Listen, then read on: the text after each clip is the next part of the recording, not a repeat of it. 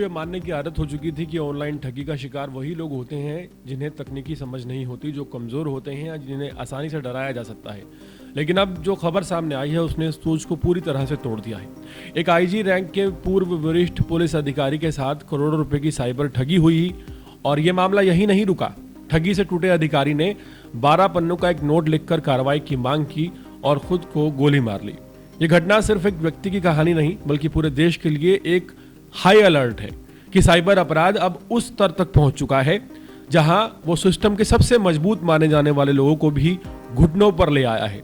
पंजाब के पटियाला से सामने आई इस खबर ने पूरे देश को झकझोर कर रख दिया है, जहां एक पूर्व inspector general of police Amar Singh Chahal के साथ करोड़ों रुपए की साइबर ठगी हुई। इसके बाद उन्होंने खुद को गोली मार ली। इस घटना ने न सिर्फ पुलिस महकमे में बल्कि पूरे देश में हड़कंप मचा दिया है और सोचने पर मजबूर कर दिया है कि साइबर अपराध किस हद तक खतरनाक और संगठित हो चुका है। मिली जानकारी के मुताबिक अमर सिंह चहल पटियाला में रिटायर्ड जीवन बिता रहे थे।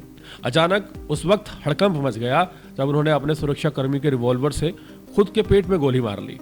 गंभीर हालत में उन्हें अस्पताल में ले जाया गया जहां उनका इलाज जारी है।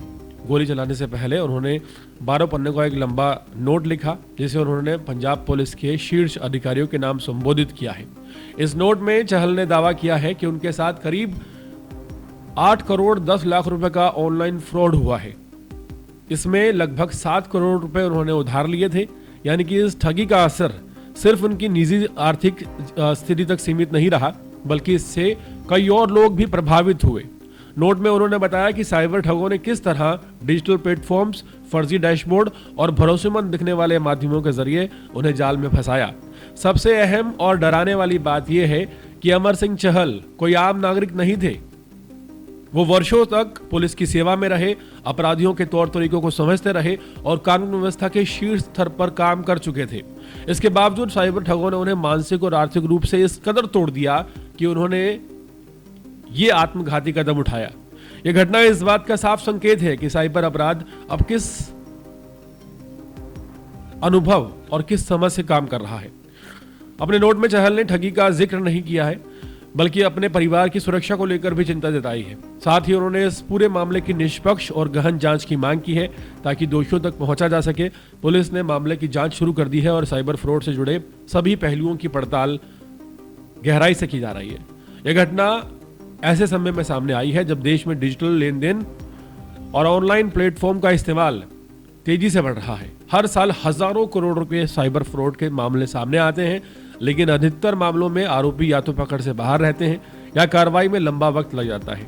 यही वजह है कि साइबर अपराधियों के हौसले लगातार बढ़ते जा रहे हैं। पटियाला की यह घटना सिर्फ एक खबर तक सीमित नहीं है बल्कि एक बड़ी चेतावनी है कि अगर आईजी रेंज का अधिकारी साइबर ठगों के सामने टूट सकता है तो एक आम आदमी कितनी बड़ी असुरक्षा में है इसका अंदाजा लगाना मुश्किल नहीं है। अब जरूरत इस बात की है कि साइबर अपराध को सिर्फ दर्ज कर लेने तक सीमित ना रखा जाए बल्कि ऐसे ठगों को सख्त सजा देकर अंजाम तक पहुंचाया जाए ताकि भविष्य में ऐसी घटनाओं पर रोक लगाई जा सके। साइबर ठग कितने ज्यादा संगठित हो गए हैं कि एक आम आदमी से लेकर आईजी तक उनके चुंगल में फंस जाता है और इस तरह का कदम उठाने पर मजबूर हो जाता है।